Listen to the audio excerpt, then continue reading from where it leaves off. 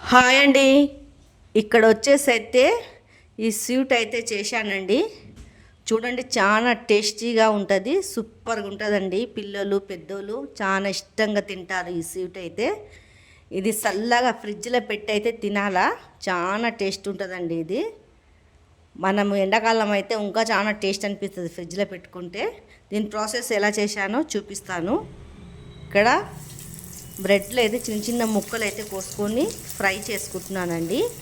నూనె జర వేడిగా ఉండాలా, ఎందుకంటే చల్లగా ఉంటే నూనె పీడ్చుకుంటుంది బ్రెడ్కి. వేడివేడిగా నూనెలో వేయాలండి.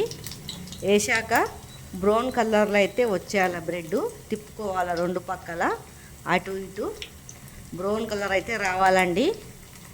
ఇలా బ్రౌన్ కలర్లో అన్నీ రావాలా. అన్నీ అయితే తీసుకోవాలండి పక్కకి. బ్రౌన్ కలర్లో వచ్చేసాక ఇలా రావాలండి, అప్పుడే టేస్ట్ ఉంటుంది ఇది. చూడండి, పక్కకైతే తీసేసుకుంటున్నాను. కడాయి అయితే నేను చిన్నగా పెట్టానండి. ఇట్లా ఒక 5 వేసుకొని వేపుకోవాలా. చూడండి, ఎక్కువ వేసుకోవద్దండి. 5 వేసుకొని, పెద్దగా ఉంటే ఎక్కువ వేసుకోవచ్చండి. నేనైతే చిన్న కడాయి పెట్టాను కదా, 4 వేసి ఇట్లా 5 వేసి ఇలా అయితే వేయించుకున్నానండి. తర్వాత పాలు పోసుకోవాలండి. ఒక ప్యాకెట్ పాలు అయితే పోసుకోవాలా, చిక్కటి పాలు. ఒక ప్యాకెట్ పాలు అయితే తీసుకున్నాను నేను. చూడండి, తర్వాత పాలు కాగిపోయాక ఒక గిలాస్ అయితే పంచదార తీసుకున్నాను. మీరు తీపి ఎంత తింటారో అంత వేసుకోవచ్చు. నేనైతే తీపి తక్కువ తింటానని తక్కువ అయితే వేసుకున్నానండి. దీన్ని బాగా కలుపుకోవాలండి. పాలు మంచిగా పొంగు వచ్చే వరకు ఇలా కలుపుతూనే ఉండాలి, కింద మాడిపోతుంది. బాగా పొంగాలండి. చూడండి, ఇట్లా పొంగు రావాలా, పాలు మాడిపోకుండా కింద కలుపుతూనే ఉండాలి. ఇలా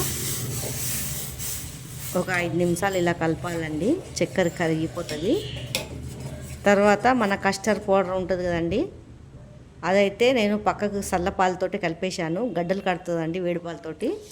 చల్లపాలతోటే కలిపి పక్కకైతే పెట్టుకున్నాను కస్టర్డ్ పౌడర్. దీంట్లో అయితే కస్టర్డ్ పౌడరు 2 స్పూన్లు అయితే వేసుకున్నాను. చూడండి, ఇలా తిప్పుకోవాలా, అదే చిక్క పడుతుందండి.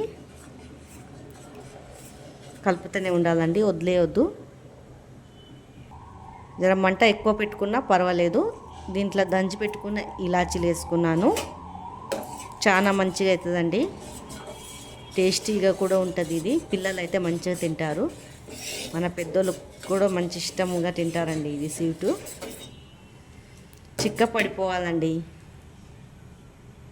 కాగాల, బాగా కాగపెట్టుకోవాలి. ఇట్లా చిక్క పడిపోయాక నేనైతే చూడండి తీసేసుకున్నాను పక్కకి.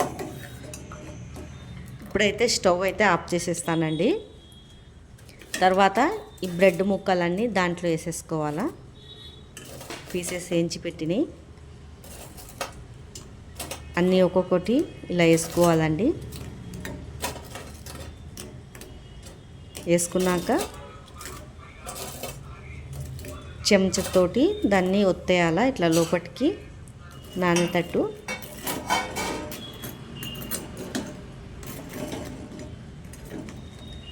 తర్వాత మనం డ్రై ఫ్రూట్స్ ఏమేమి తింటామో అదైతే వేసుకోవాలండి పైనుంచి. నా దగ్గర బాదామే ఉంది, ఉట్టి బాదాం అయితే వేస్తున్నాను నేను పైనుంచి అండి.